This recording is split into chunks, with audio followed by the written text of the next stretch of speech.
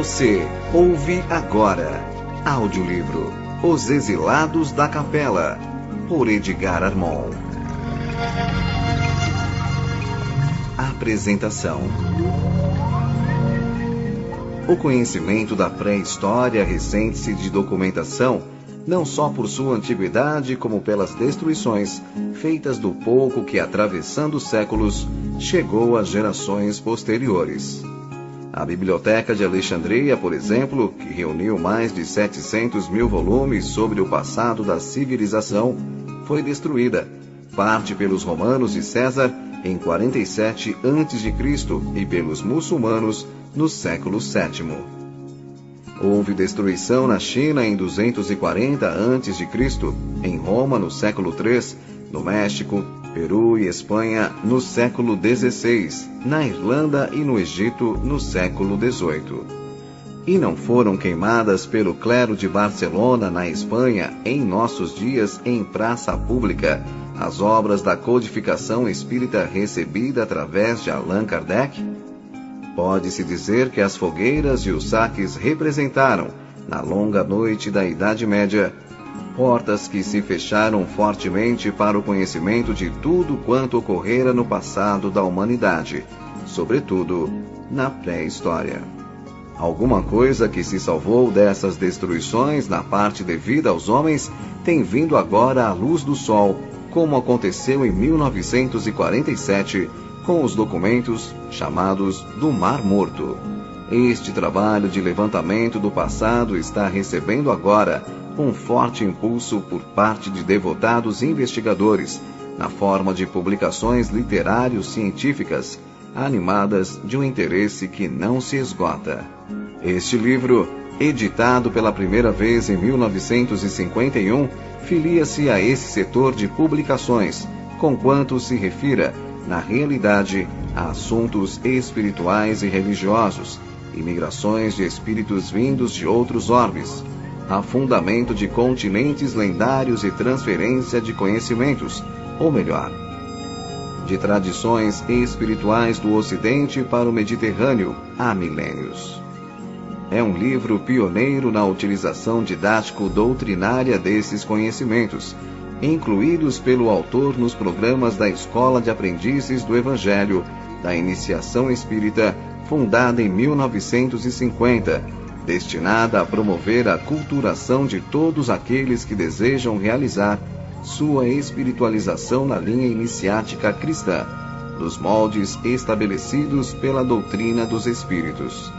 A terceira edição vem a público com revisão ortográfica e atualização de dados históricos e técnicos. São Paulo, janeiro de 1999. A editora.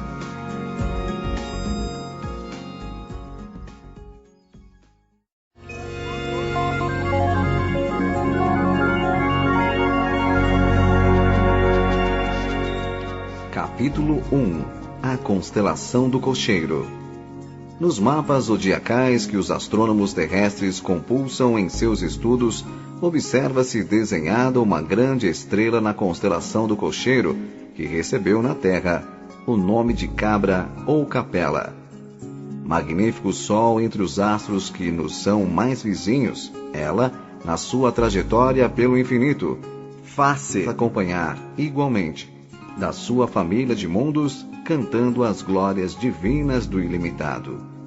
A caminho da luz, Emmanuel, capítulo 3. A constelação do Cocheiro é formada por um grupo de estrelas de várias grandezas, entre as quais se inclui a Capela, de primeira grandeza, que por isso mesmo é a alfa da constelação.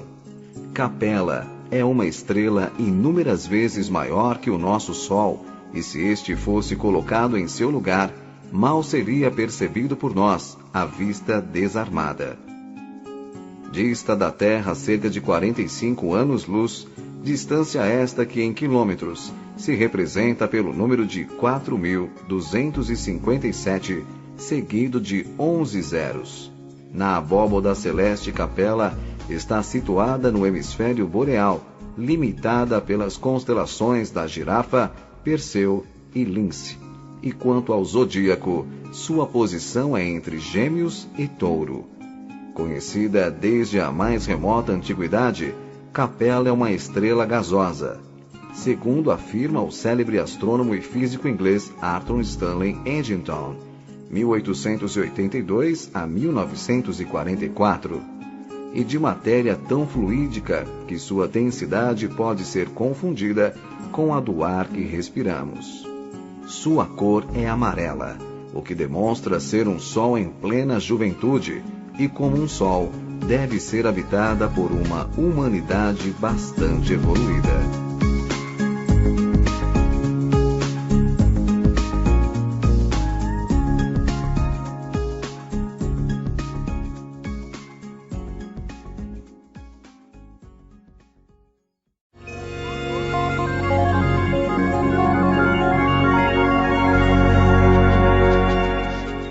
Título: Muitas vezes, em momentos de meditação, vieram-nos à mente interrogações referentes às permutas e migrações periódicas de populações entre os orbes e no que diz respeito à Terra, as ligações que, porventura, teria tido uma dessas imigrações, a dos habitantes da Capella, com a crença universal planetária do Messias, bem como com seu advento ocorrido na Palestina.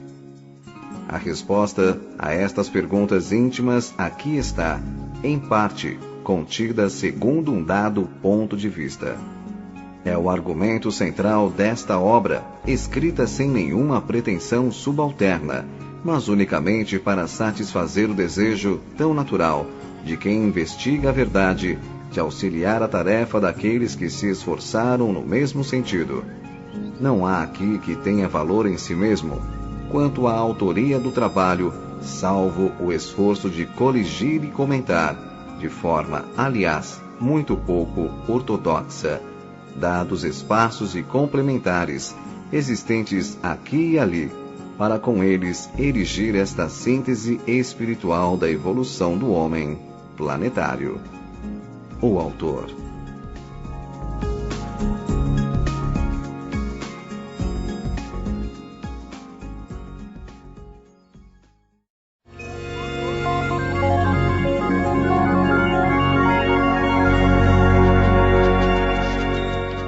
Capítulo 2. As Revelações Espíritas. A doutrina espírita é realmente uma fonte de ensinamentos, não só no que respeita à imortalidade da alma e suas reencarnações periódicas, as condições de vida nos planos invisíveis que apresenta com detalhes jamais revelados, ao conhecimento do ego e das hierarquias espirituais, às sutilíssimas intercorrências kármicas, ao intercâmbio dos seres habitantes dos diferentes mundos e os processos mediante os quais se opera, como também ao complexo e infinito panorama da vida cósmica, que como uma imensa fonte, escachoa e turbilhona no eterno transformismo, que caracteriza e obriga a evolução de seres e de coisas. Tudo isso, em verdade, pode ser também encontrado, de forma mais ou menos clara ou velada, nos códigos religiosos ou nas filosofias que o homem vem criando ou adotando, no transcurso do tempo, como resultado de sua ânsia de saber e necessidade imperativa de sua alma, sedenta sempre de verdades. Tudo tem sido revelado gradativamente, em partes pelo Mestre Divino ou pelos missionários que ele tem enviado de tempos a tempos ao nosso orbe, para auxiliar o homem no seu esforço evolutivo, revelações essas que se dilataram enormemente e culminaram com os ensinamentos de sua boca e a exemplificação de sua vida, quando aqui desceu, pela última vez, neste mundo de misérias e maldades, para redimi-lo. Sobre os que habitavam a terra de sombra e de morte, resplandeceu uma luz. Por outro lado, a ciência materialista, estudando as células, comparando os tipos, escavando a terra e devassando os céus, tem conseguido estabelecer uma série de conclusões inteligentes e justas, de seu ponto de vista, para explicar as coisas, compreender a vida e definir o homem. Porém, somente em nossos dias, pela palavra autorizada dos espíritos do plano invisível, que vieram tornar realidade no momento preciso as promessas do Paracleto, é que, então, a revelação se alargou com clareza e detalhes, à medida que nossos espíritos, tardos ainda e imperfeitos, têm sido capazes de comportá-la.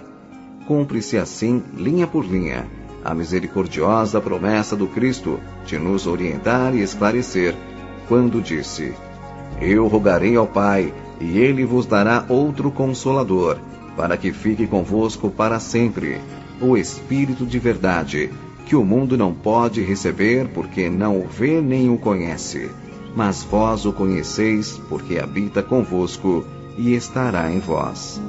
Ainda um pouco, e o mundo não me verá mais, porém, vós me vereis, porque eu vivo, e vós vivereis. Não vos deixarei órfãos, voltarei para vós. Ainda tenho muitas coisas para vos dizer, mas não as podeis suportar agora. Porém, quando vier aquele Espírito de verdade, ele vos ensinará todas as coisas, e vos guiará em toda a verdade.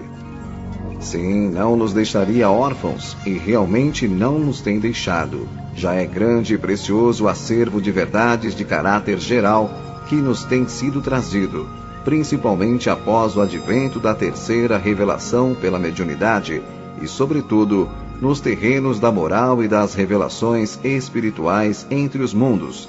Porém, é necessário também que se diga que nesse outro setor, mais transcendente, dos conhecimentos cósmicos, um imenso horizonte ainda está escondido por detrás da cortina do ainda é cedo, e somente com o tempo e com a ascensão na escada evolutiva poderá o homem desvendar os apaixonantes e misteriosos arcanos da criação divina.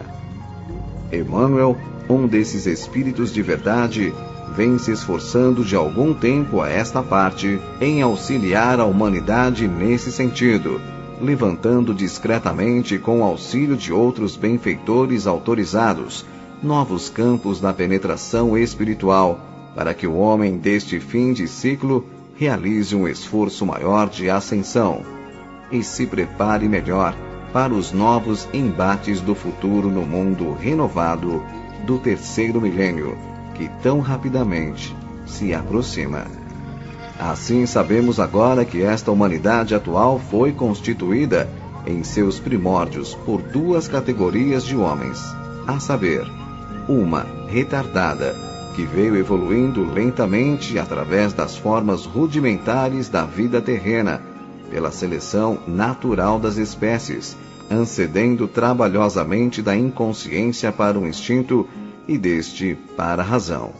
Homens, vamos dizer, autóctones, componentes das raças primitivas, das quais os primatas foram o tipo anterior mais bem definido, e outra categoria, composta de seres mais evoluídos e dominantes, que constituíram as levas exiladas da capela, o belo orbe da constelação do Cocheiro, a que já nos referimos, além dos inumeráveis sistemas planetários que formam a portentosa, inconcebível e infinita criação universal.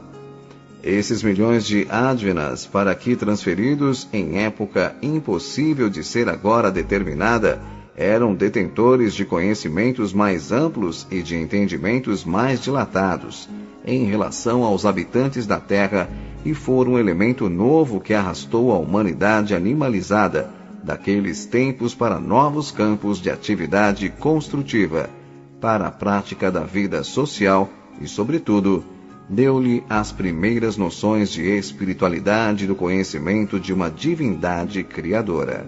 Mestres, condutores, líderes, que então se tornaram das tribos humanas primitivas, foram eles, os exilados, que definiram os novos rumos que a civilização tomou, conquanto sem completo êxito.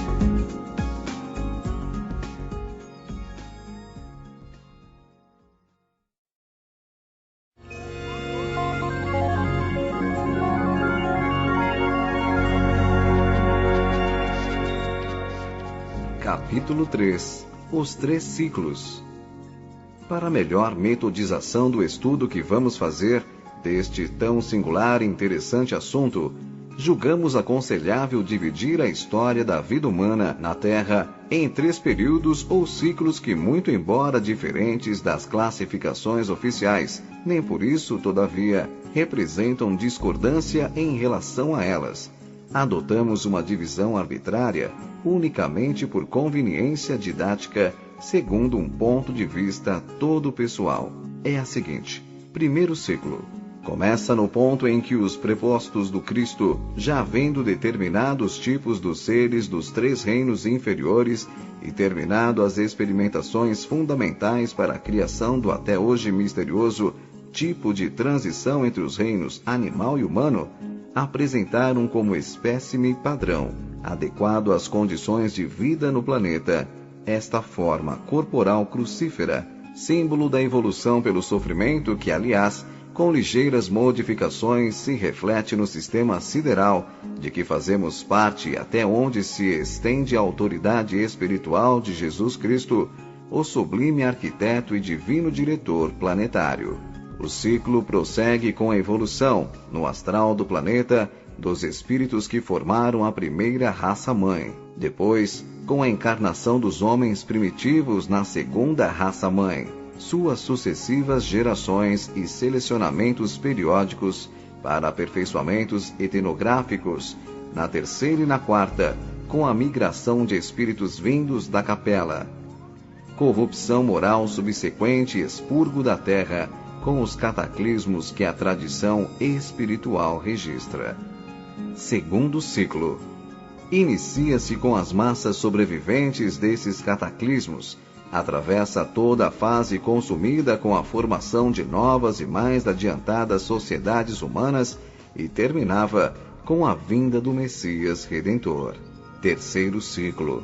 Começa no Gólgota, com o último ato de sacrifício do Divino Mestre e vem até nossos dias, devendo encerrar-se com o advento do 3º milênio em pleno aquário, quando a humanidade sofrerá novo expurgo, que é o predito por Jesus nos seus ensinamentos, anunciado desde antes pelos profetas hebreus, simbolizado por João no Apocalipse e confirmado pelos emissários da terceira revelação, época em que se iniciará na Terra um período de vida moral mais perfeito, para tornar realidade os ensinamentos contidos nos evangelhos cristãos.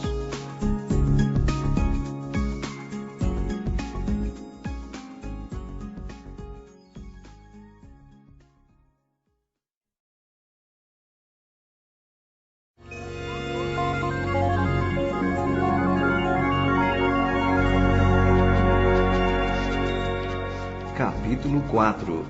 No tempo dos primeiros homens. Hoje não mais se ignora que os seres vivos, suas formas, estrutura, funcionamento orgânico e vida psíquica, longe de serem efeitos sobrenaturais ou fruto de acasos, resultam de estudos, observações e experimentações de longa duração, realizados por entidades espirituais de elevada hierarquia, colaboradoras diretas do Senhor, na formação e no funcionamento regular, sábio e metódico da criação divina. O princípio de todas as coisas e seres é o pensamento divino, que no ato da emissão e por virtude própria se transforma em leis vivas, imutáveis, permanentes. Entidades realmente divinas, como intérpretes ou melhor, executoras dos pensamentos do Criador, utilizam-se do Verbo, que é o pensamento fora de Deus, e pelo Verbo plasmam o pensamento na matéria.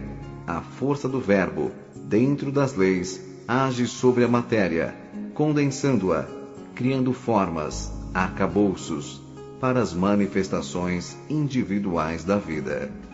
O pensamento divino só pode ser plasmado pela ação dinâmica do Verbo, e se este só pode ser emitido por entidades espirituais individualizadas, o que o absoluto não é, intermediárias existentes fora do plano absoluto, as quais possuam força e poder para agir no campo da criação universal.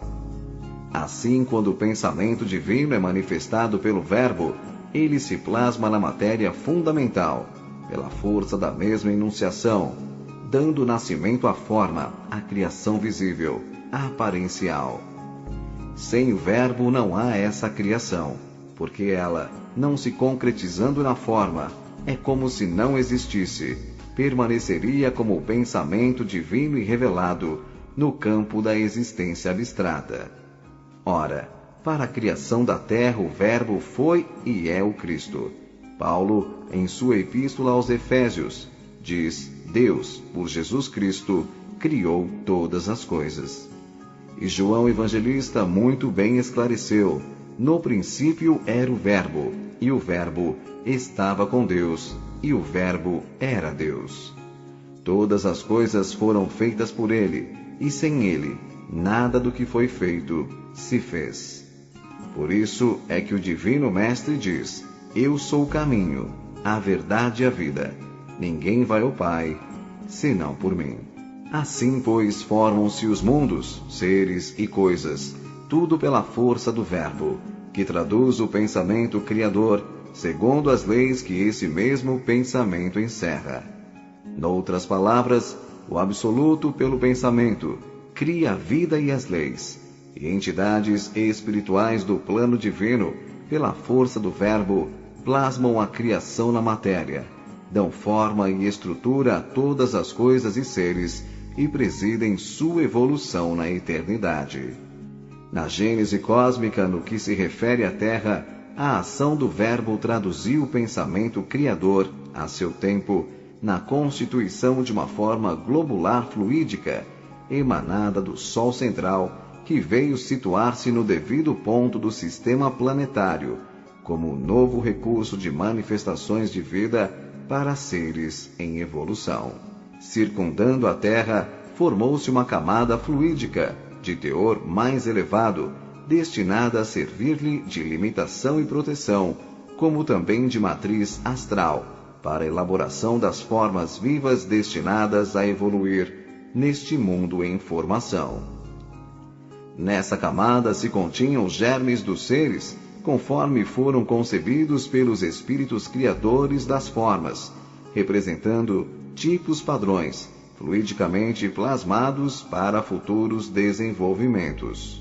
E com o tempo progredindo a condensação da forma globular, segundo as leis que regem a criação universal, os gases internos emanados do núcleo central subiam à periferia do conjunto, onde eram contidos pela camada protetora, e daí, condensados pelo resfriamento natural, caíam novamente sobre o núcleo, em forma líquida, trazendo, contudo, em suas malhas, se assim podemos dizer, os germes de vida ali existentes. Esses germes, assim veiculados, espalharam-se pela superfície do globo em formação, aguardando oportunidade de desenvolvimento, e quando, após inúmeras repetições desse processo de intercâmbio, a periferia do globo ofereceu, finalmente, condições favoráveis de consistência, umidade e temperatura, nela surgiu a matéria orgânica primordial, o protoplasma, que permitiu a eclosão da vida com a proliferação dos germes já existentes, bem como espíritos humanos em condições primárias involutivas, mônadas, aptas ao início da trabalhosa escalada evolutiva na matéria, e outros germes que, segundo a cronologia dos reinos, deveriam, no futuro, também manifestar-se. Os seres vivos da Terra, com as formas que lhes foram atribuídas pelo Verbo e seus prepostos, apareceram no globo há centenas de milhões de anos. Primeiro nas águas, depois na terra, primeiro os vegetais, depois os animais, todos evoluindo até seus tipos mais aperfeiçoados. Segundo pesquisas e conclusões da ciência oficial, a Terra tem 2 bilhões de anos de existência, tendo vivido 1 bilhão de anos em processo de ebulição e resfriamento, após o que, e somente então, surgiram os primeiros seres dotados de vida. Até Louis Pasteur, 1822 a 1895, químico e biólogo francês, a opinião firme dos cientistas sobre a origem dos seres era a teoria da geração espontânea, segundo a qual os seres nascem espontânea e exclusivamente de substâncias materiais naturais, como, por exemplo, larvas e micróbios nascendo de elementos em decomposição.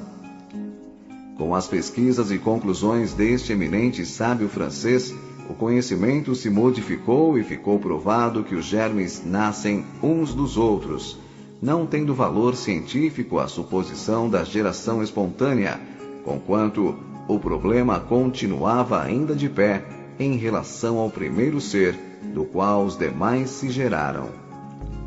Em 1935, o bioquímico americano Wendell Meredith Stanley, 1904 a 1971, isolou um micróbio incomparavelmente mais primitivo que qualquer dos demais conhecidos até então, e que se reproduzia, mesmo depois de submetido ao processo de cristalização. Como até então nenhum ser vivo pudera ser cristalizado e continuar a viver, daí se concluiu que o ser em questão era um intermediário entre a matéria inerte e a matéria animada pela vida. Admitiram os pesquisadores que esse fato veio preencher a grande lacuna existente entre os seres vivos mais atrasados e as mais complexas substâncias orgânicas inanimadas, como, por exemplo, as proteínas. Esse ser seria, então, academicamente falando, o ponto de partida para as gerações dos seres vivos existentes na Terra, os quais, há 1,5 bilhão de anos, vêm evoluindo sem cessar, aperfeiçoando as espécies e suas atividades específicas. Nesses primórdios da evolução humana e no ápice do reino animal, estavam os símios, muito parecidos com os homens, porém, ainda animais, sem aquilo que justamente distingue o homem do animal, a saber, a inteligência. Deste ponto em diante, por mais que investigasse a ciência, não conseguiu localizar um tipo intermediário de transição, bem definido entre o animal e o homem. Descobriu fósseis de outros reinos e pôde classificá-los, mas nada obteve sobre o tipo de transição para o homem. Todo o esforço se reduziu na exumação de 2 ou 3 crânios encontrados algures, que foram aceitos a título precário, como pertencentes a este tipo desconhecido e misterioso a que nos estamos referindo.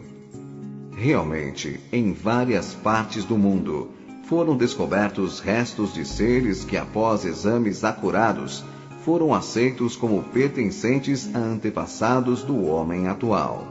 Segundo a ciência oficial, quando o clima da Terra se amenizou, em princípios do Mioceno, uma das 4 grandes divisões da área terciária, isto é, o período geológico que antecedeu o atual, e os antigos bosques tropicais começaram a ceder lugar aos prados verdes, os antigos seres vivos que moravam nas árvores foram descendo para o chão, e aqueles que aprenderam a caminhar, erguidos, formaram a estirpe da qual descende o homem atual. Entre esses últimos que conseguiram erguer-se, prevaleceu um tipo que foi chamado procônsul, mais ou menos há 25 milhões de anos, o qual era positivamente um símio. E os tipos foram evoluindo até que mais ou menos há 1,5 milhão de anos surgiram as espécies mais aproximadas do tipo humano. Realmente, na Ásia, na África e na Europa, foram descobertos esqueletos de antropóides, macacos semelhantes ao homem, não identificados. Nas camadas do Pleistoceno inferior, também chamado Paleolítico, período antigo da Era da Pedra Lascada, e no Neolítico, Era da Pedra Polida, vieram à luz instrumentos, objetos e restos de dentes, ossos e chifres, cada vez mais bem trabalhados. Em 1807 surgiu em Heidelberg, na Alemanha, um maxilar inferior um tanto diferente dos tipos antropóides, até que finalmente surgiram esqueletos inteiros desses seres, permitindo melhores exames e conclusões. Primeiramente surgiram criaturas do tamanho de um homem, que andavam de pé, tinham cérebro pouco desenvolvido, as quais foram chamadas Pitecântropo, ou Homem de Java, que viveram entre 550 e 200 mil anos atrás. Em seguida surgiu Sinântropo, ou Homem de Pequim, de cérebro também muito precário. Mais tarde surgiram tipos de cérebro mais evoluídos que viveram de 150 a 35 mil anos atrás e foram chamados de Homens do Rio Solo, Polinésia, de Floresbed, África do Sul, da Rodésia, África, e o mais generalizado de todos, chamado Homem de Neandertal, Alemanha, cujos restos, em seguida, foram também encontrados nos outros continentes. Como possuíam um cérebro bem maior, foram chamados Homo sapiens, conquanto tivessem ainda muitos sinais de deficiências em relação à fala, à associação de ideais e à memória. O Neandertal foi descoberto em camadas do Pleistoceno médio, mas logo depois, no Pleistoceno superior, surgiram esqueletos de corpo inteiro e de atitude vertical, como por exemplo o tipo negroide de Grimaldi, o tipo branco do Cro-Magnon, pertencente à quarta raça, Atlante, e o tipo Chancelad. E por fim, foram descobertos os tipos já bem desenvolvidos chamados Homens de Swanscombe, Inglaterra, o de Cangeira, África, e o de Fontchevad, França, todos classificados como Homo sapiens sapiens, isto é, homens verdadeiros. Ainda hoje existem na Rodésia, África, tipos semelhantes ao Neandertal, que levam vida bestial e possuem crânio dolicocéfalo, ovalado, com diâmetro transversal menor que o diâmetro longitudinal. Esses tipos, estudados e classificados pela ciência, conquanto tenham servido de base para suas investigações e conclusões, não valem todavia como prova da existência do tipo de transição. Na realidade, a ciência ignora a data e o local do aparecimento do verdadeiro tipo humano, como também ignora qual o primeiro ser que pode ser considerado como tal. O elo, portanto, entre o tipo animal mais evoluído e o homem primitivo se perde entre o Pitecântropo, que era bestial, e o Homo sapiens, que veio 400 mil anos mais tarde. Em resumo, eis a evolução do tipo humano. Símios ou primatas. Tipo evoluído de primata, procônsul, milhões de anos. Homo erectus, Pitecântropo e Sinântropo, 500 mil anos. Homo sapiens, solo, Rodésia, Floresbad, Neandertal, 150 mil anos. Homo sapiens sapiens, Swanscombe, Cangeira, Fontchevad, Cro-Magnon e Chancelad, 35 mil anos. É bem de ver que se houvesse existido esse tipo intermediário, inúmeros documentos fósseis dessa espécie existiriam, como existem de todos os outros seres vivos, e assim, como houve e ainda há inúmeros símios, representantes do ponto mais alto da evolução dessa classe de seres, também havia os tipos correspondentes, intermediários entre uns e outros. Se a ciência, até hoje, não descobriu esses tipos intermediários, é porque eles realmente não existiram na Terra. Foram plasmados em outros planos de vida, onde os prepostos do Senhor realizaram a sublime operação de acrescentar ao tipo animal mais perfeito e evoluído de sua classe os atributos humanos, que por si sós, conquanto aparente inicialmente invisíveis, dariam ao animal condições de vida enormemente diferentes e possibilidades evolutivas impossíveis de existirem no reino animal, cujos tipos se restringem e se limitam em si mesmos. Sobre assunto de tão delicado aspecto, ouçamos o que diz o instrutor Emmanuel, em comunicação recebida em 1937 pelo médium Francisco Cândido Xavier, e que transcrevemos em leteres. Amigos, que a paz de Jesus descanse sobre vossos corações. Segundo estudos que pude efetivar em companhia de elevados mentores da espiritualidade, posso dizer-vos francamente que todas as formas vivas da natureza estão possuídas de princípios espirituais. E princípios que evoluem da alma fragmentária até a racionalidade do homem. A razão, a consciência, a noção de si mesmo, constituem na individualidade a súmula de muitas lutas e de muitas dores em favor da evolução anímica e psíquica dos seres.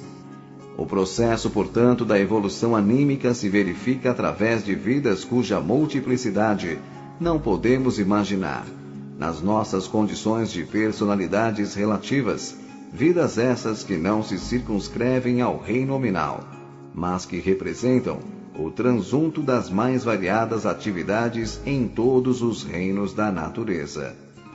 Todos aqueles que estudaram os princípios de inteligência dos considerados absolutamente racionais, grandes benefícios produziram, no objetivo de esclarecer esses sublimes problemas do drama infinito do nosso progresso pessoal. O princípio inteligente, para alcançar as cumeadas da racionalidade, teve de experimentar estágios outros de existências nos planos de vida.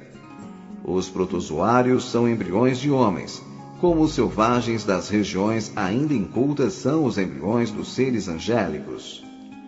O homem, para atingir o complexo de suas perfeições biológicas na Terra, teve o concurso de espíritos exilados de um mundo melhor para o orbe terráqueo. Espíritos esses que se convencionou chamar de componente da raça adâmica, que foram em tempos remotíssimos desterrados para as sombras e para as regiões selvagens da Terra, porquanto a evolução espiritual do mundo em que viviam não mais a tolerava, em virtude de suas reincidências no mal. O vosso mundo era então povoado pelos tipos do primata hominus, dentro das eras da caverna e do sílex, e essas legiões de homens singulares, pelo seu assombroso e incrível aspecto, se aproximavam bastante do Pithecanthropus erectus, estudado pelas vossas ciências modernas como um dos respeitáveis ancestrais da humanidade. Foram, portanto, as entidades espirituais a que me referi, que, por misericórdia divina e em razão das novas necessidades evolutivas do planeta, imprimiram um novo fator de organização às raças primigênias, dotando-as de novas combinações biológicas, objetivando o aperfeiçoamento do organismo humano. Os animais são os irmãos inferiores dos homens. Eles também, como nós, vêm de longe, através de lutas incessantes e redentoras, e são como nós, candidatos a uma posição brilhante na espiritualidade. Não é em vão que sofrem nas fainas benditas, da dedicação e da renúncia, em favor do progresso dos homens. Seus labores, penosamente efetivados, terão um prêmio que é o da evolução na espiritualidade gloriosa. Eles, na sua condição de almas fragmentárias no terreno da compreensão, têm todo um exército de protetores dos planos do alto, objetivando a sua melhoria e o amplo desenvolvimento de seu progresso em demanda do reino nominal. Em se desprendendo do invólucro material, encontram imediatamente entidades abnegadas que os encaminham na senda evolutiva, de maneira que a sua marcha não encontre embaraços quaisquer que os impossibilitem de progredir, como se torna necessário, operando-se sem perda de tempo, a sua reencarnação. Qual a forma animal que se acha mais vizinha do homem? O macaco, tão carinhosamente estudado por Darwin nas suas cogitações filosóficas e científicas, é um parente próximo das criaturas humanas, falando-se fisicamente com seus pronunciados laivos de inteligência, mas a promoção do princípio espiritual do animal, a racionalidade humana, se processa fora da Terra, dentro de condições e aspectos que não posso vos descrever, dada a ausência de elementos analógicos para as minhas comparações. e que Jesus nos inspire, esclarecendo as nossas mentes em face de todas as grandiosidades das leis divinas imperantes na criação.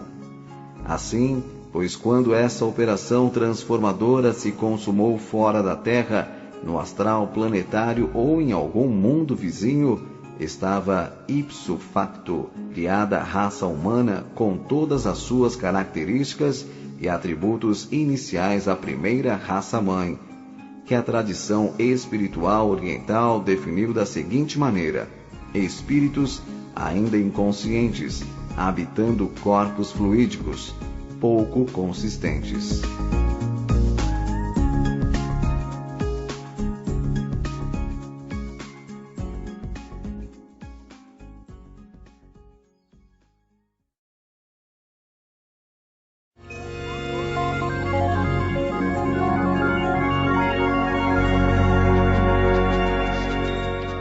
Capítulo 5.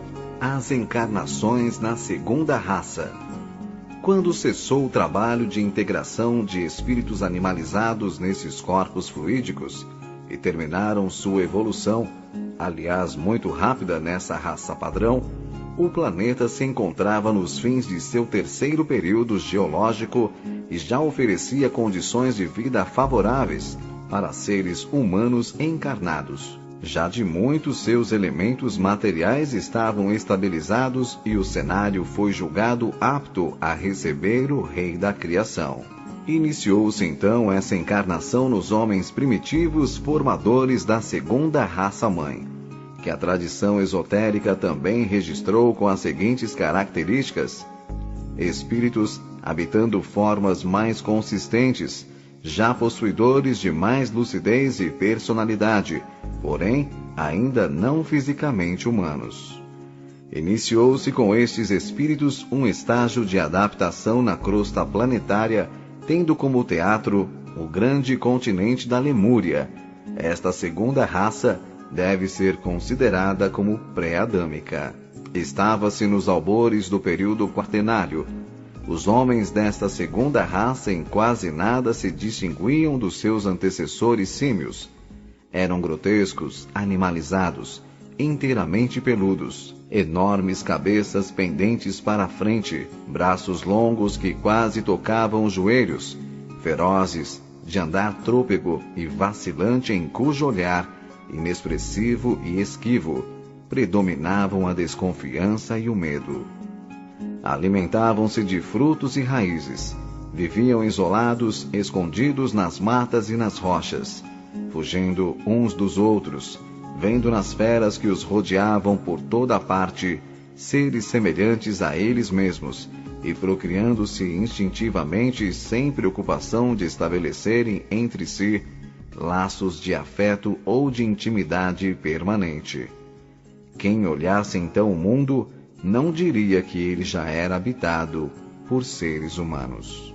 Essa segunda raça evoluiu por muitos milênios, dando tempo a que se procedesse a necessária adaptação ao meio ambiente, até que, por fim, com o desabrochar lento e custoso da inteligência, surgiu entre seus componentes o desejo de vida comum, que nessa primeira etapa evolutiva era visceralmente brutal e violento.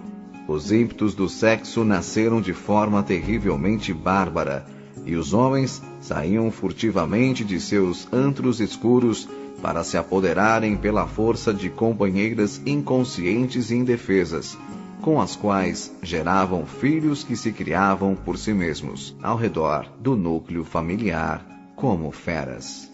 Com o correr do tempo, entretanto, essa proliferação desordenada e o agrupamento forçado de seres do mesmo sangue obrigaram os homens a procurar habitações mais amplas e cômodas, que encontraram em grutas e cavernas naturais, nas bases das colinas ou nas anfractuosidades das montanhas. Sua inteligência ainda não bastava para a idealização de construções mais apropriadas, e assim surgiram os trogloditas da Idade da Pedra, em cujos olhos, porém, já a esse tempo, luziam os primeiros fulgores do entendimento e cujos corações já de alguma forma se abrandavam ao calor dos primeiros sentimentos humanos. Eis como eles foram vistos pelo espírito de João, o evangelista, em comunicação dada na Espanha, nos fins do século passado.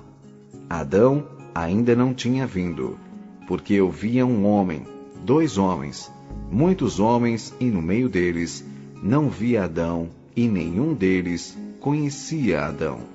Eram os homens primitivos, esses que meu espírito absorto contemplava.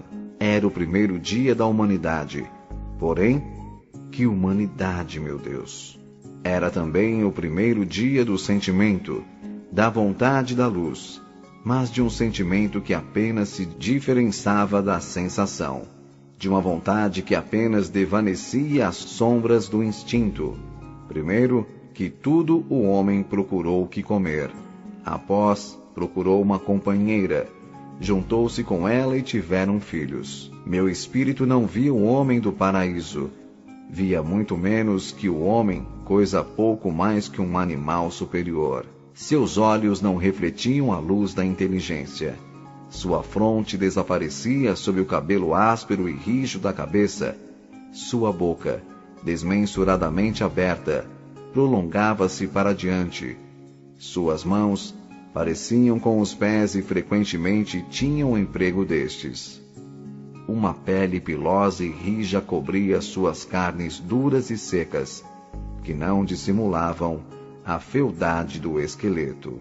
Oh, se tivesses visto, como eu, o homem do primeiro dia, com seus braços magros e esquálidos caídos ao longo do corpo, e com suas grandes mãos pendidas até os joelhos, vosso espírito teria fechado os olhos para não ver e procuraria o sono para esquecer. Seu comer era como devorar. Bebia baixando a cabeça e submergindo os grossos lábios nas águas. Seu andar era pesado e vacilante, como se a vontade não intervisse. Seus olhos vagavam sem expressão pelos objetos, como se a visão não lhe refletisse em sua alma. E seu amor e seu ódio, que nasciam de suas necessidades satisfeitas ou contrariadas, eram passageiros como as impressões, que se estampavam em seu espírito e grosseiros, como as necessidades em que tinham sua origem. O homem primitivo falava, porém, não como o homem. Alguns sons guturais, acompanhados de gestos, os precisos para responder às suas necessidades mais urgentes. Fugia da sociedade e buscava a solidão.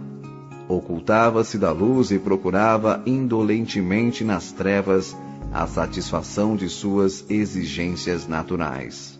Era escravo do mais grosseiro egoísmo. Não procurava alimento senão para si. Chamava a companheira em épocas determinadas, quando eram mais imperiosos os desejos da carne, e satisfeito o apetite, retraía-se de novo à solidão sem mais cuidar da prole. O homem primitivo nunca ria, nunca seus olhos derramavam lágrimas. O seu prazer era um grito, e a sua dor era um gemido. O pensar fatigava-o, fugia do pensamento como da luz. E mais adiante acrescenta: e nesses homens brutos do primeiro dia, o predomínio orgânico gerou a força muscular, e a vontade subjugada pela carne gerou o abuso da força. Dos estímulos da carne nasceu o amor. Do abuso da força nasceu o ódio. E a luz, agindo sobre o amor e sobre o tempo, gerou as sociedades primitivas. A família existe pela carne, a sociedade existe pela força. Moravam as famílias à vista de todos, protegiam-se, criavam rebanhos, levantavam tendas sobre troncos e depois caminhavam sobre a terra. O homem mais forte é o senhor da tribo. A tribo mais poderosa é o lobo das outras. As tribos errantes, como o furacão, marcham para diante, e como gafanhotos, assaltam a terra, onde pousam seus enxames.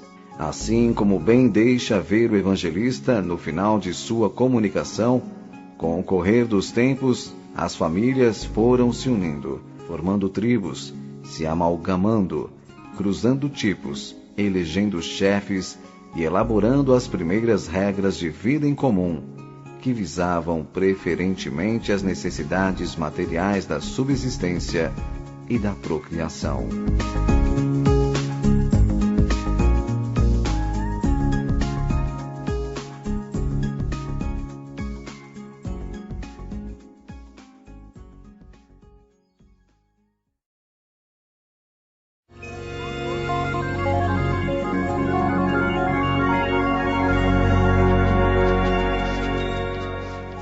Capítulo 6. A terceira raça-mãe. Estava-se no período em que a ciência oficial denomina Era da Pedra Lascada, em que o engenho humano, para seu uso e defesa, se utilizava do sílex como arma primitiva e tosca. Nessa época, em pleno quaternário, por efeito de causas pouco conhecidas, ocorreu um resfriamento súbito da atmosfera, formando-se geleiras que cobriam toda a Terra. O homem, que mal ainda se adaptava ao ambiente planetário, temeroso e hostil, teve então seus sofrimentos agravados com a necessidade vital de defender-se do frio intenso que então sobreveio, cobrindo-se de peles de animais subjugados em lutas temerárias e desiguais, em que lançava a mão de armas rudimentares e insuficientes contra feras e monstros terríveis que o rodeavam por toda a parte. Foi então que o seu instinto e as inspirações dos assistentes invisíveis o levaram à descoberta providencial do fogo, o novo e precioso elemento de vida e defesa, que abriu à humanidade torturada de então novos recursos de sobrevivência e de conforto. Entretanto, tempos mais tarde, as alternativas da evolução física do globo determinaram um acentuado aquecimento geral, que provocou súbito degelo e terríveis inundações. Fenômeno esse que na tradição pré-histórica ficou conhecido como o dilúvio universal, atribuído a um desvio do eixo do globo que se oblicou e provocado pela aproximação de um astro que determinou também alterações na sua órbita, que se tornou então mais fechada. Mas o tempo transcorreu em sua inexorável marcha e o homem, a poder de sofrimentos indizíveis e penosíssimas experiências de toda sorte, conseguiu superar as dificuldades dessa época tormentosa. Acentuou-se em consequência o progresso da vida humana no orbe, surgindo as primeiras tribos de gerações mais aperfeiçoadas, que formaram a humanidade da terceira raça-mãe, composta de homens de porte agigantado, cabeça mais bem conformada e mais ereta, braços mais curtos e pernas mais longas, que caminhavam com mais aprumo e segurança, em cujos olhos se vislumbravam mais acentuados lampejos de entendimento. Nasceram principalmente na Lemúria e na Ásia, e suas características etnográficas, mormente no que se respeita à cor da pele, cabelos e feições do rosto, variavam muito, segundo a alimentação, os costumes e o ambiente físico das regiões em que habitavam. Eram nômades. Mantinham-se em lutas constantes entre si e, mais que nunca, predominavam entre eles a força e a violência. A lei do mais forte prevalecendo para a solução de todos os casos, problemas ou divergências que entre eles surgissem. Todavia, formavam já sociedades mais estáveis e numerosas do ponto de vista tribal, sobre as quais dominavam sob o caráter de chefes ou patriarcas aqueles que fisicamente houvessem conseguido vencer todas as resistências e afastar toda a concorrência. Do ponto de vista espiritual ou religioso, essas tribos eram ainda absolutamente ignorantes e já de alguma forma fetichistas, pois adoravam, por temor ou superstição instintiva, fenômenos que não compreendiam imagens grotescas representativas, tanto de suas próprias paixões e impulsos nativos, como de forças maléficas ou benéficas, que ao seu redor se manifestavam perturbadoramente. Da mesma comunicação de João Evangelista a que já nos referimos, transcrevemos aqui mais os seguintes evocativos períodos. Depois do primeiro dia da humanidade, o corpo do homem aparece menos feio, menos repugnante à contemplação de minha alma. Sua fronte começa a debuxar-se na parte superior do rosto, quando o vento açoita e levanta as ásperas melenas que a cobrem. Os seus olhos são mais vivos e transparentes, o seu nariz é mais afilado e levantado, e a sua boca é menos proeminente. Seus braços são menos longos e esquálidos, suas carnes menos secas, suas mãos menos volumosas e com dedos mais prolongados, os ossos do esqueleto mais arredondados, mais bem dispostos aos movimentos das articulações. Maior elasticidade existe nos músculos e mais transparência na pele que cobre todo o corpo. No seu olhar se reflete o primeiro raio de luz intelectual, como um primeiro despertar do seu espírito adormecido. No seu caminhar, já menos lerdo e vacilante, adivinha-se a ação inicial da vontade. O princípio das manifestações espontâneas procura a mulher e não mais a abandona. Assiste-lhe no nascimento dos filhos, com quem reparte o calor e o alimento. O sentimento começa a despertar-lhe. A humanidade, nessa ocasião, estava então num ponto em que uma ajuda exterior era necessária e urgente, não só para consolidar os poucos e laboriosos passos já palmilhados, como principalmente para dar-lhe diretrizes mais seguras e mais amplas no sentido evolutivo. Em nenhuma época da vida humana tem-lhe faltado o auxílio do alto, que quase sempre se realiza pela descida de emissários autorizados. O problema da Terra, porém, naqueles tempos, exigia para sua solução medidas mais amplas e mais completas, que, aliás, não tardaram a ser tomadas pelas entidades espirituais responsáveis pelo progresso planetário, como veremos em seguida.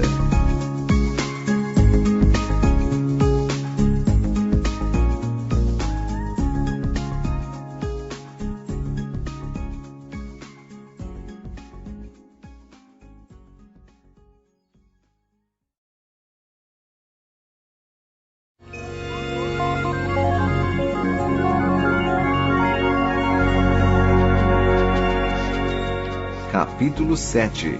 Como era então o mundo? Oriente. O grande continente da Lemúria que se estendia das alturas da ilha de Madagascar para o leste e para o sul, cobrindo toda a região ocupada hoje pelo Oceano Índico, descendo até a Austrália e incluindo a Polinésia. B. A região central da Ásia, limitada ao sul pelo Himalaia, e que se estendia para leste, Pacífico adentro, para o oeste, terminava num grande mar, que subia de sul para norte, passando pelas regiões hoje ocupadas pelo Indostão, Beluchistão, Pérsia e Tartária, e terminando na região subártica. Esse foi o habitat central da terceira raça. Ocidente. C.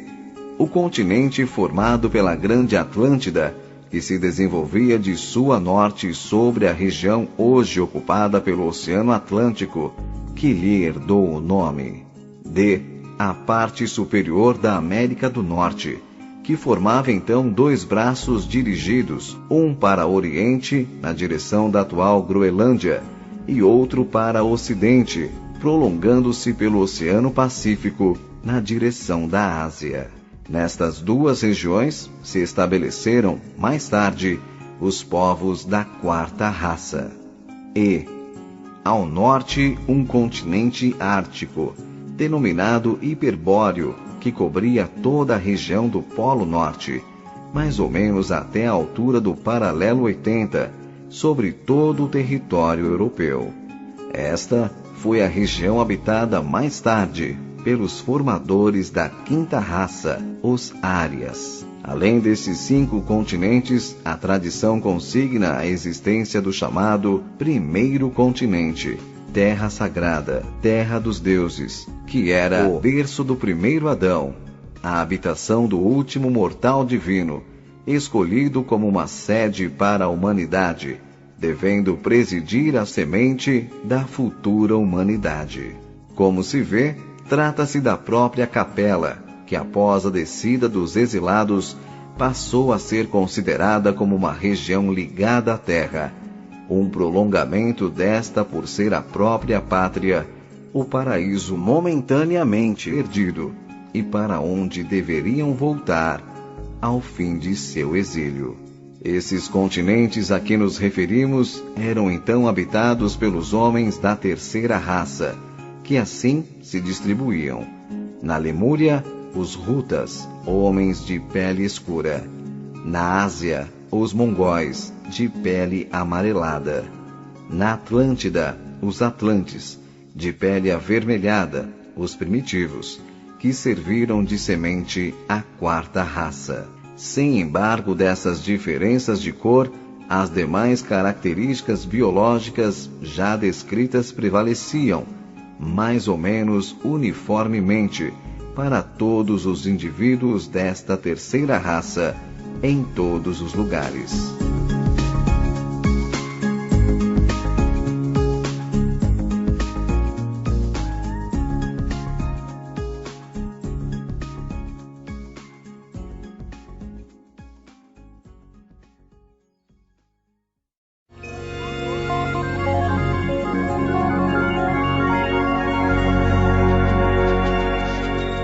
Capítulo 8.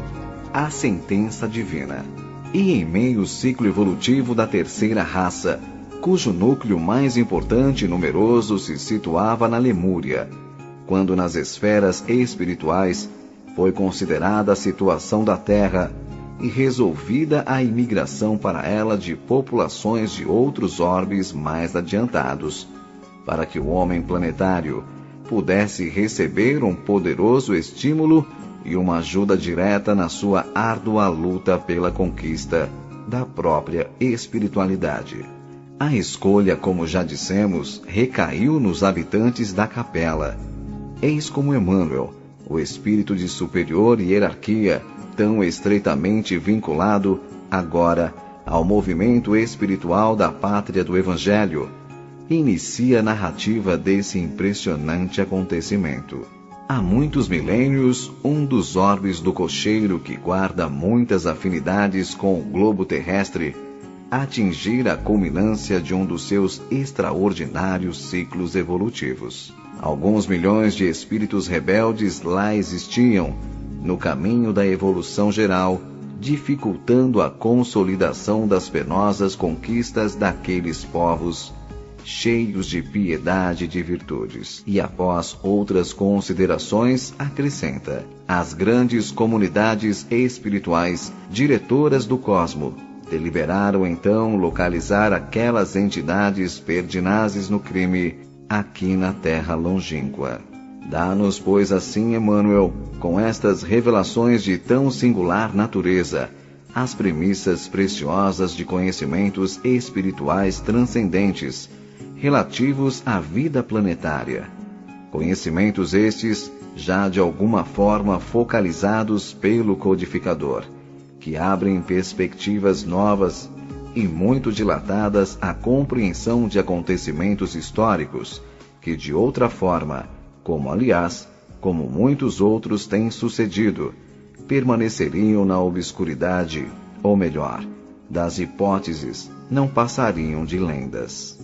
Aliás, essa permuta de populações entre orbes afins de um mesmo sistema sideral, e mesmo de sistemas diferentes, ocorre periodicamente, sucedendo sempre a expurgos de caráter seletivo, como também é fenômeno que se enquadra nas leis gerais da justiça e da sabedoria divinas, porque vem permitir reajustamentos oportunos, retomadas de equilíbrio, harmonia e continuidade de avanços evolutivos para as comunidades de espíritos habitantes dos diferentes mundos. Por outro lado, é a misericórdia divina que se manifesta, possibilitando a reciprocidade do auxílio, a permuta de ajuda e de conforto, o exercício, enfim, da fraternidade para todos os seres da criação.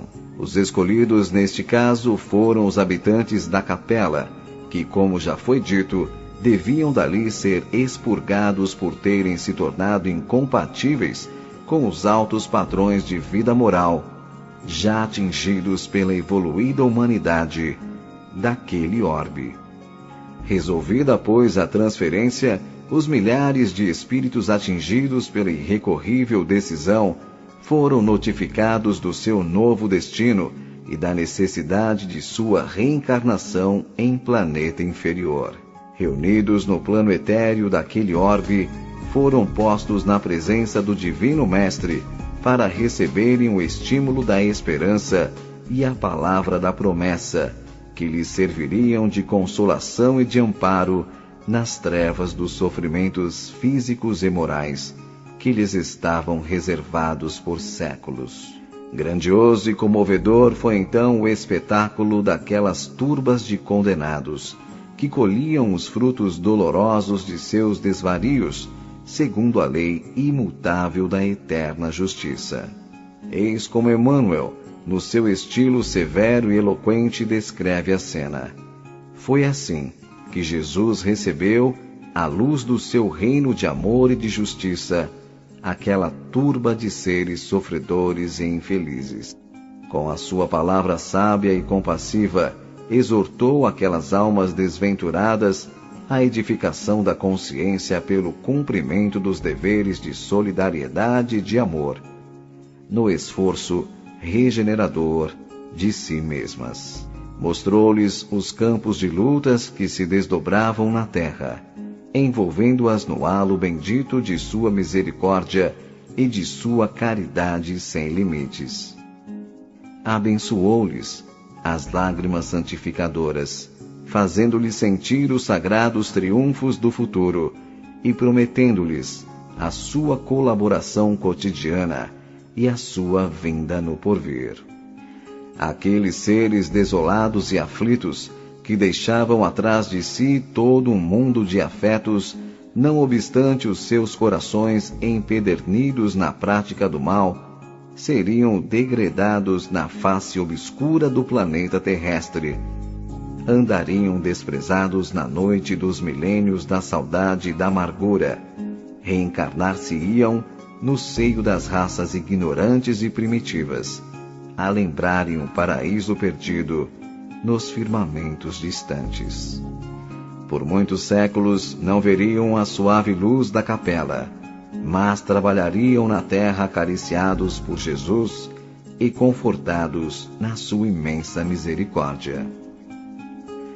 E assim a decisão irrevogável se cumpriu e os exilados, fechados seus olhos para os esplendores da vida feliz no seu mundo, foram arrojados na queda tormentosa, para de novo somente abri-los nas sombras escuras de sofrimento e de morte do novo habitat planetário. Foram as cores de Lúcifer que, avassaladas pelo orgulho e pela maldade, se precipitaram dos céus à terra, que daí por diante passou a ser-lhes a morada purgatorial por tempo indefinido. E após a queda, conduzidos por entidades amorosas, auxiliares do Divino Pastor, foram os degredados reunidos no etéreo terrestre e agasalhados em uma colônia espiritual, acima da crosta, onde durante algum tempo permaneceriam em trabalhos de preparação e de adaptação para a futura vida, a iniciar-se no novo ambiente planetário.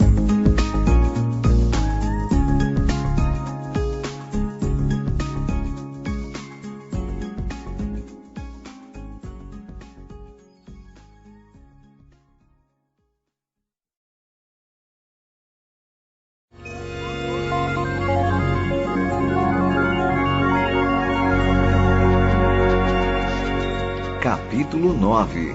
As reencarnações punitivas.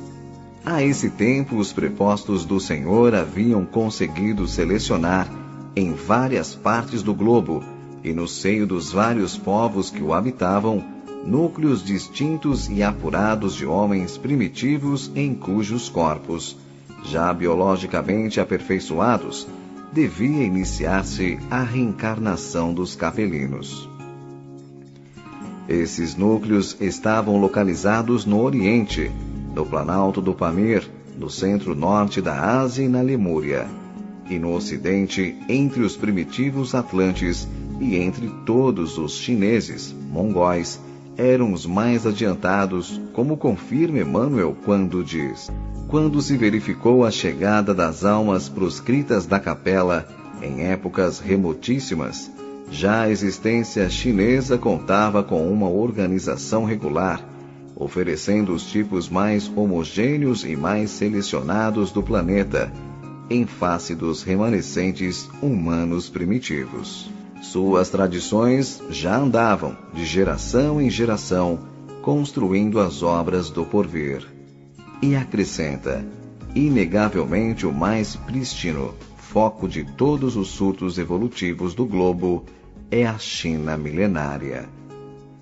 Os capelinos, pois que já estavam reunidos, como vimos, no etéreo terrestre, aguardando o momento propício, começaram então a encarnar nos grupos selecionados a que já nos referimos, predominantemente nos do Planalto do Pamir, que apresentavam as mais aperfeiçoadas condições biológicas e etnográficas, como sejam pele mais clara, cabelos mais lisos, rostos de traços mais regulares, porte físico mais desempenado e elegante.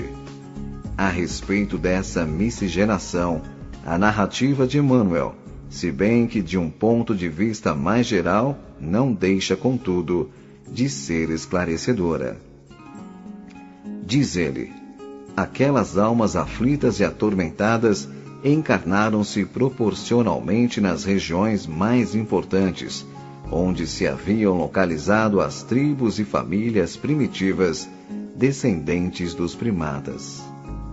E com a sua reencarnação no mundo terreno estabeleciam-se fatores definitivos e da história etnológica dos seres.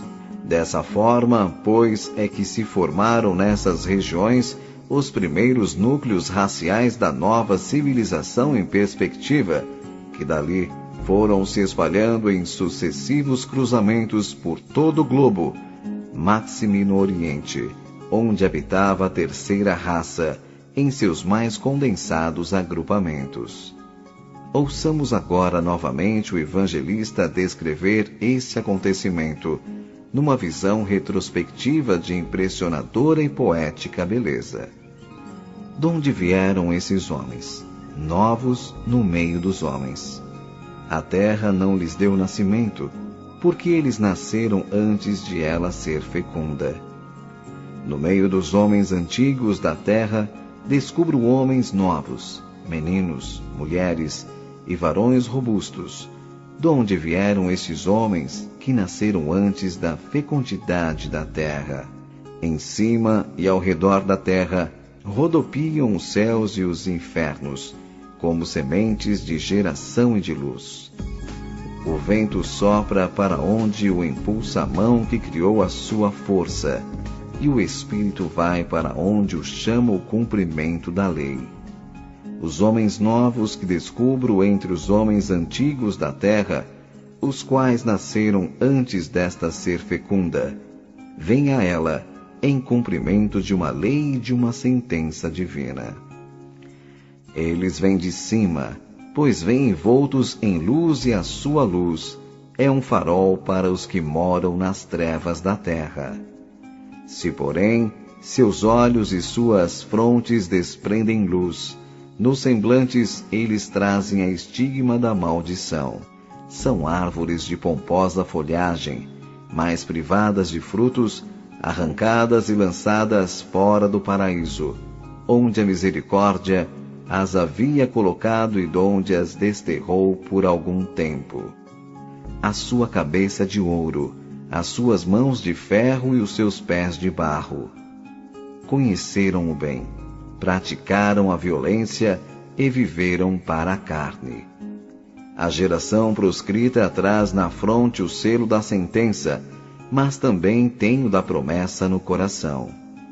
Tinham pecado por sabedoria e orgulho, e seu entendimento obscureceu-se.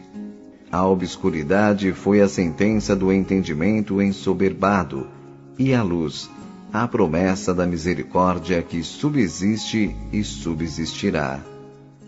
Bem-aventurados os que choram por causa das trevas e da condenação, e cujos corações não edificam moradas, nem levantam tendas.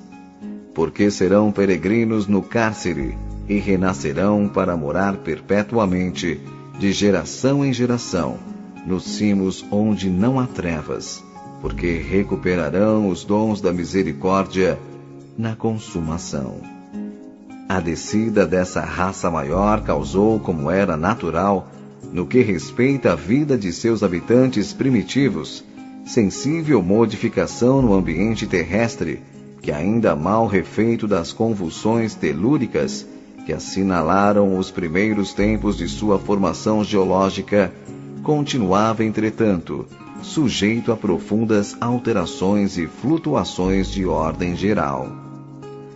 Como já dissemos, toda mudança de ciclo evolutivo acarreta profundas alterações, materiais e espirituais, nos orbes em que se dão, nos céus, na terra e nas águas. Há terríveis convulsões, deslocamentos, subversões de toda a ordem com dolorosos sofrimentos para todos os seus habitantes.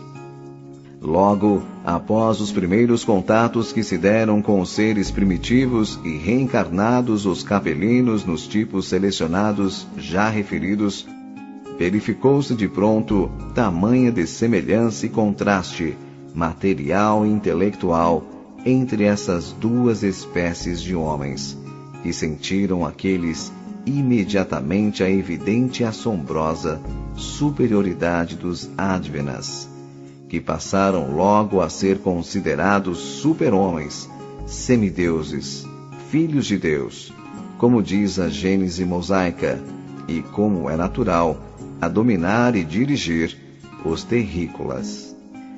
Formidável impulso em consequência foi então imprimido à incipiente civilização terrestre em todos os setores de suas atividades primitivas. De trogloditas habitantes de cavernas e de tribos selvagens, aglomeradas em palafitas, passaram então os homens, sob o impulso da nova direção, a construir cidades nos lugares altos, mais defensáveis e mais secos, em torno das quais as multidões aumentavam dia a dia.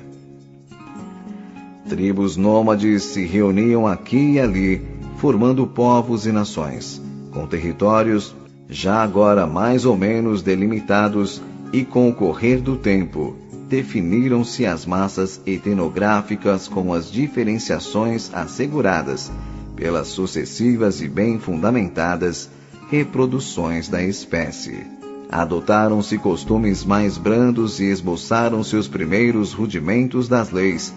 Os povos, que então saíam da era da pedra polida, estabeleceram os fundamentos da indústria com a utilização, se bem que incipiente, dos metais, foi-se assegurando aos poucos a base de uma consciência coletiva, e os homens, pelas experiências já sofridas e pelo crescente despertar da razão, ainda que embrionária, iniciaram uma tentativa de organização social em um novo e mais promissor período de civilização.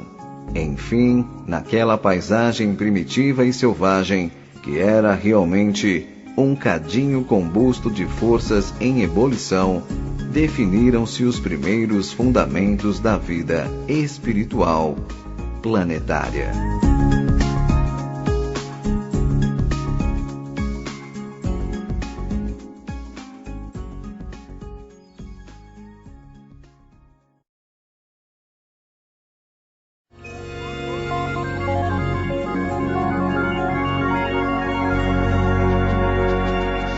Capítulo 10.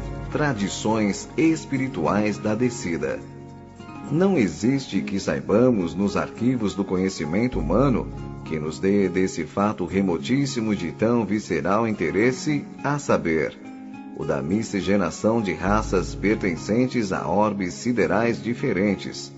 Revelação tão clara e transcendente como essa que nos vem pelos emissários da doutrina espírita, tanto como consta em seus primeiros anúncios da codificação kardeciana e das comunicações subsequentes de espíritos autorizados, como agora desta narrativa impressionante de Emmanuel, que estamos a cada passo citando. Realmente, perlustrando os anais da história, das ciências, das religiões e das filosofias, vemo-las inçadas de relatos, enunciados e afirmativas emitidos por indivíduos inspirados, que impulsionaram, impeliram o pensamento humano, desde os albores do tempo em todas as partes do mundo, conceitos, concepções que representam um colossal acervo de conhecimentos de toda espécie e natureza. Mas em nenhum desses textos a cortina foi jamais levantada tão alto para deixar ver como esta humanidade se formou no nascedouro, segundo as linhas espirituais da questão. O espírito humano, por isso mesmo, e por força dessa ignorância primária, foi se deixando desviar por alegorias, absorver e fascinar por dogmas inaceitáveis, teorias, idealizações de toda sorte, muitas realmente não passando de fantasias extravagantes ou elucubrações cerebrais alucinadas. Todavia, neste particular que nos interessa agora, nem tudo se perdeu da realidade. E buscando-se no fundo da trama, muitas vezes inextricável e quase sempre alegórica dessas tradições milenárias, descobrem-se aqui e ali filões reveladores das mais puras gemas que demonstram não só a autenticidade, como também a exatidão dos detalhes desses empolgantes acontecimentos históricos, que estão sendo trazidos a lume pelos mensageiros do Senhor nos dias que correm. Assim, compulsando-se a tradição religiosa dos hebreus, verifica-se que o livro apócrifo de Enoque diz, em certo trecho, no capítulo 6:21, houve anjos, chamados veladores, que se deixaram cair do céu para amar as filhas da terra. E quando os anjos, os filhos do céu, as viram, por elas se apaixonaram e disseram entre si, vamos escolher esposas da raça dos homens e procriemos filhos. Então seu chefe Samiasa lhes disse, talvez não tenhais coragem para efetivar esta resolução, e eu ficarei sozinho responsável pela vossa queda. Mas eles lhe responderam, juramos de não nos arrepender e de levar a efeito a nossa intenção. E foram 200 deles que desceram sobre a montanha de Armon. A partir de então, esta montanha foi denominada Armon, que quer dizer montanha do juramento. Desses consórcios nasceram gigantes que oprimiram os homens. Eis os nomes dos chefes desses anjos que desceram. Samiasa, que era o primeiro de todos, Uraque-Baramel, Azibimel, Tamiel, Ramuel, Danel, Amarazaki, Azequiel, Saracnial, Azael, Armes, Batraal, Anami, Zeveleel, Sansaveel, Ertrael, Turel, Jumiael e Arazial. Eles tomaram esposas com as quais viveram, ensinando-lhes a magia, os encantamentos e a divisão das raízes e das árvores. Amarazaki ensinou todos os segredos dos encantamentos. Batraal foi o mestre dos que observam os astros. Asquiel revelou os signos e Azael revelou os movimentos da lua. Este livro de Enoque, anterior aos de Moisés, é também muito citado pelos exegetas da antiguidade e pelo apóstolo Judas Tadeu em sua epístola, versículo 14, e dá, pois, testemunho deste acontecimento. Enoque, no velho hebraico, significa iniciado. Falam dele Orígenes, Procópio, Tertuliano, Lactâncio, Justino, Irineu de Leão, Clemente de Alexandria e outros santos católicos. Os maniqueus o citavam a miúdo e Eusébio diz que sua obra intitulada Preparação do Cristo no Espírito do Evangelho, que Moisés, no Egito, aprendeu com esse livro de Enoque. No século XVIII, o explorador escocês Jaime Bruce, 1730 a 1794, descobriu um exemplar dele na Abissínia, mais tarde traduzido para o inglês pelo arcebispo Lawrence. Os etíopes, que são os medianitas da Bíblia, também dizem que Moisés abeberou-se nesse livro, que lhe fora ofertado por seu sogro, o sacerdote Jetro, e que dele se valeu para escrever a Gênese. Os Jubileus, outro livro muito antigo dos hebreus, acrescenta que os veladores vieram à terra para ensinar aos homens a vida perfeita, mas acabaram seduzidos pelas mulheres encarnadas. Este livro, também conhecido como a Pequena Bíblia, é considerado ainda mais antigo que o próprio Velho Testamento. Na mesma tradição dos hebreus, vemos que Moisés, o filho de Termutes e sacerdote do templo de Mênfis, que veio à terra com a missão de fundar com esse povo escravo, após sua libertação, a religião monoteísta e a nação de Israel, para que no seu seio, único então considerado preferível, descesse mais tarde ao planeta o Messias Redentor. Também se referiu ao transcendente fato e consignou na sua Gênese para que a posteridade fosse assegurado mais este testemunho de sua autenticidade. Realmente velado embora pela cortina da alegoria, lá está o acontecimento descrito, na primeira parte da narrativa, quando o profeta conta a criação do primeiro homem, sua queda e ulterior expulsão do paraíso do Éden. Esse mesmo empolgante sucesso histórico, Emmanuel agora nos relata, 4 milênios após, de forma objetiva e quase minudente, conquanto cingindo-se unicamente ao aspecto espiritual do problema. Pois ele mesmo adverte, referindo-se às finalidades de sua já citada obra: não deverá ser este um trabalho histórico. A história do mundo está compilada e feita. Nossa contribuição será a tese religiosa, elucidando a influência sagrada da fé e o ascendente espiritual no curso de todas as civilizações terrestres. No capítulo em que descreve os antepassados do homem e pondo em evidência a significação simplesmente simbólica, mas autêntica, dos textos bíblicos, ele pergunta: onde está Adão? Com a sua queda do paraíso. Debalde nossos olhos procuram aflitos essas figuras legendárias com o propósito de localizá-las no espaço e no tempo. Compreendemos afinal que Adão e Eva constituem uma lembrança dos espíritos degradados na paisagem obscura da terra, como Caim e Abel são 2 símbolos para a personalidade das criaturas. Sim, realmente, Adão representa a queda dos espíritos capelinos neste mundo de expiação que é a terra, onde o esforço verte lágrimas e sangue, como também no sagrado texto está predito: maldita é a terra por causa de ti, disse o Senhor, com dor comerás dela todos os dias de tua vida. Com o suor do teu rosto comerás o pão até que te tornes a terra.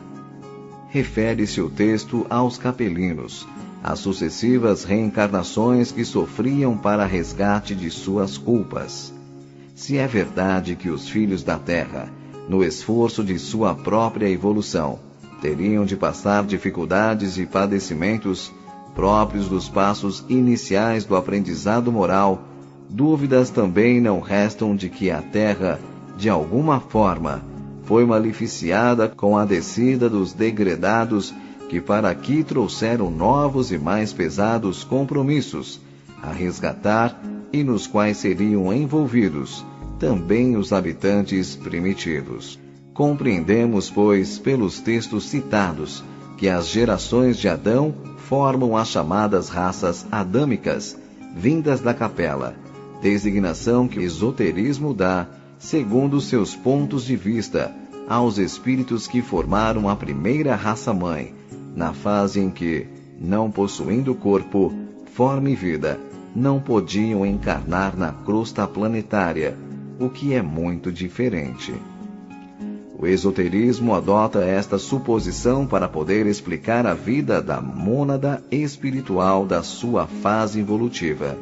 Mas como temos explicado, para nós essa fase cessa no reino mineral, e a partir daí a mônada começa sua evolução, não no astral terreno, mas adstrita ou integrada, mais ou menos nos reinos inferiores, mineral, vegetal e animal. Somente após terminar suas experiências neste último reino, animal, penetra a mônada no estágio preparatório do astral terreno, em trânsito para suas primeiras etapas no reino humanal. Qualquer dessas fases dura milênios. Mas retomando a narrativa e no entendimento iniciático, diremos que Caim e Abel, os dois primeiros filhos, são unicamente símbolos das tendências do caráter dessas legiões de emigrados, formadas em parte por espíritos rebeldes, violentos e orgulhosos, e em parte por outros, ainda que criminosos, porém jamais pacificados, conformados e submissos à vontade do Senhor. A corrente de Caim, mais numerosa, foi a que primeiro se encarnou, como já vimos, entre os povos da terceira raça, que mais depressa e mais facilmente vinculou-se com os filhos da terra, os habitantes primitivos, vindo a formar sem contestação a massa predominante dos habitantes do planeta naquela época, e cujo caráter, dominador e violento, predomina até nossos dias em muitos povos. Como conta Moisés, e saiu Caim da face do Senhor e habitou na terra de Nod, da banda do oriente do Éden. E conheceu Caim a sua mulher, e ela concebeu e gerou Enoque, e ele edificou uma cidade. É fácil de ver que se Caim e Abel realmente tivessem existido como filhos primeiros do primeiro casal humano, não teria Caim encontrado mulher para com ela se casar, porque a terra seria então desabitada. É, pois, evidente que os capelinos, ao chegar, já encontraram o mundo habitado por outros homens. O texto significa que as primeiras legiões de exilados, saindo da presença do Senhor em capela, vieram à terra encarnando-se primeiramente no Oriente, mesclando-se com as mulheres dos povos aí existentes, gerando descendentes e edificando cidades. E dizendo, da banda do Oriente do Éden, confirma o conceito, porque é suposição corrente que o Éden da Bíblia, se bem que alegórico, referia-se a uma região situada na Ásia Menor, e o oriente dessa região justamente fica para os lados da Lemúria e Ásia, onde habitavam os Rutas da terceira raça. E quanto aos exilados da corrente de Abel, diz a Gênese na força do seu símbolo, que eles foram suprimidos logo no princípio, o que deixa entender que a sua permanência na terra foi curta. Prosseguindo na enumeração das tradições referentes à descida dos exilados da capela, verificamos que os babilônios antigos, conforme inscrições, cuneiformes descobertas pela ciência em escavações situadas em Cunionic, povoação da antiga Caldeia, somente reconheciam como tendo existido à época do dilúvio duas raças de homens, sendo uma de pele escura que denominavam os Adames negros e outra de pele clara que denominavam os Sarcos, ambas tendo por antepassados uma raça de deuses que desceram à terra, obedecendo a 7 chefes, cada um dos quais orientava e conduzia uma massa de homens. Acrescentavam essas inscrições que esses seres eram considerados prisioneiros da carne, deuses encarnados, e terminavam afirmando que foi assim que se formaram as 7 raças adâmicas primitivas.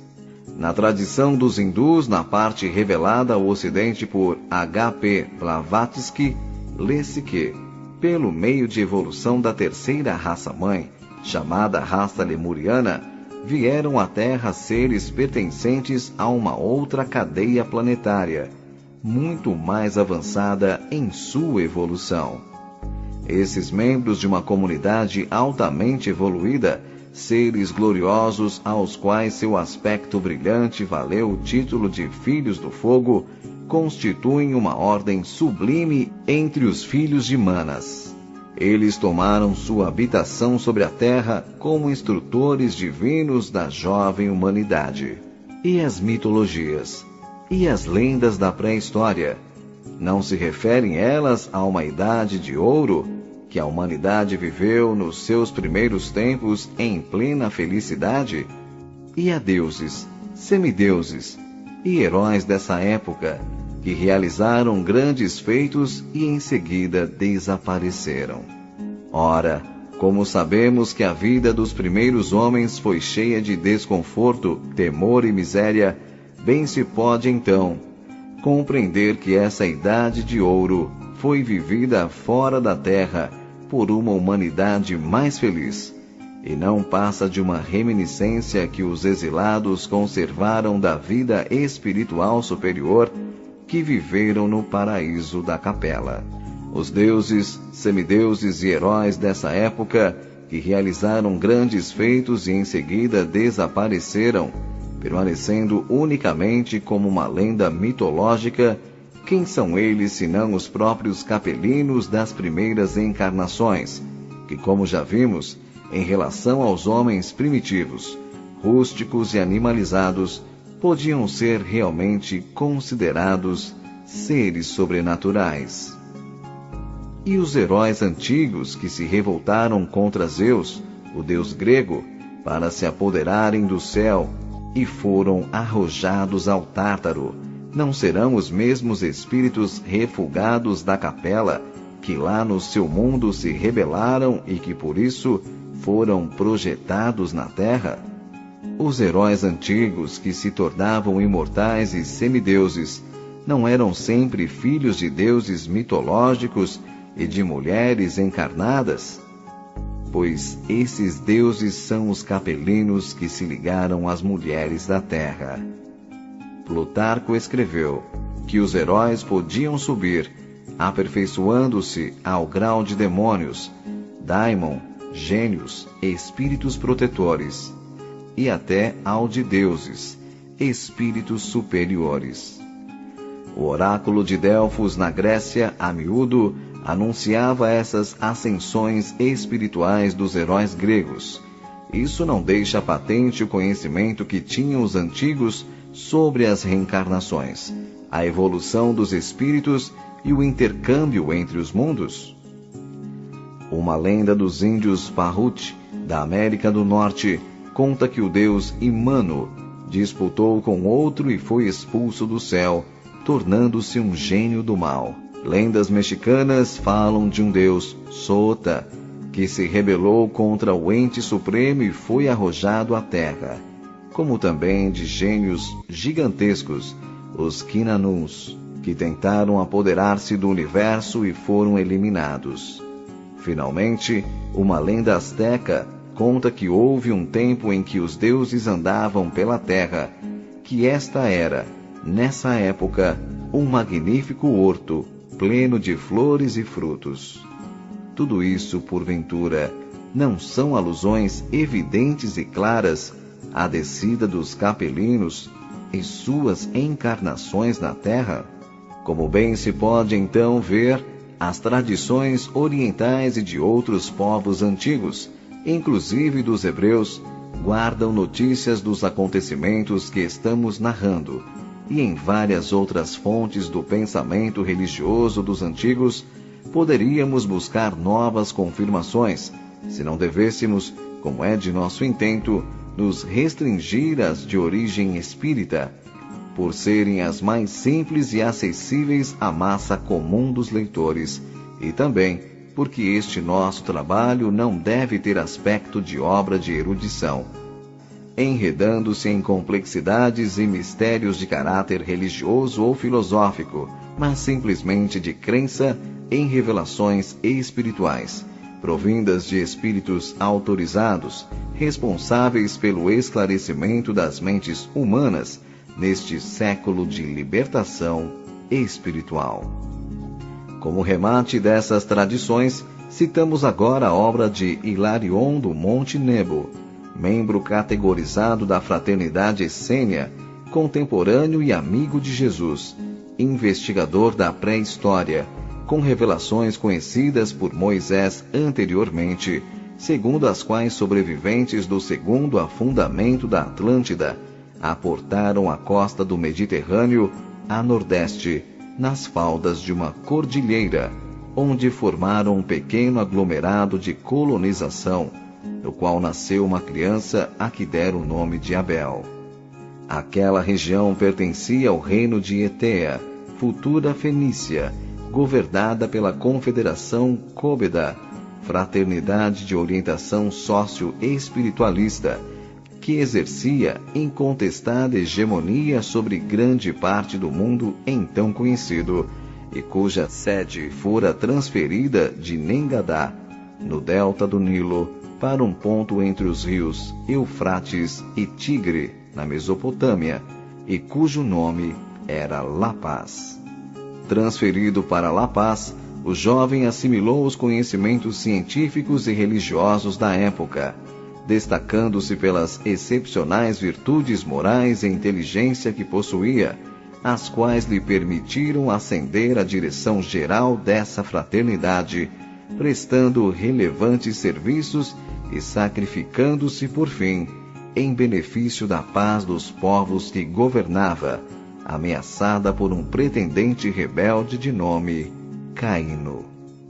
Abel, pelas suas virtudes e sacrifício, foi considerado um verdadeiro missionário divino, o sexto da série, entre Krishna, o quinto, e Moisés, o sétimo, antecessores de Buda e de Jesus. Seja como for, qualquer das tradições aqui citadas indica o encadeamento natural e lógico dos fatos e das civilizações sequentes e desfaz o mito de Adão, primeiro homem, do qual Deus retirou uma costela para lhe dar uma companheira, quando a própria Bíblia relata que nesse tempo havia outras mulheres no mundo, como uma das quais, aliás, o próprio Caim fugiu para se casar. Moisés, que conhecia a verdade, estabeleceu esse mito devido à ignorância e imaturidade espiritual do povo que salvara da escravidão no Egito, com o qual deveria formar uma nação monoteísta. São também absurdas e inaceitáveis as referências bíblicas sobre o Moisés sanguinário e contraditório. Versão esta que, como se pode facilmente perceber, convinha a dominação religiosa do povo hebreu pelo clero do seu tempo. Essa fraternidade Cóbeda formou uma civilização avançada do ponto de vista espiritual, mas com a morte de Abel, degenerou na instituição dos faraós arquipoderosos do Egito, dominadores e déspotas, que a seu tempo também degeneraram. O mesmo ocorreu com os Flâmines, na Índia, sacerdotes do Krishna.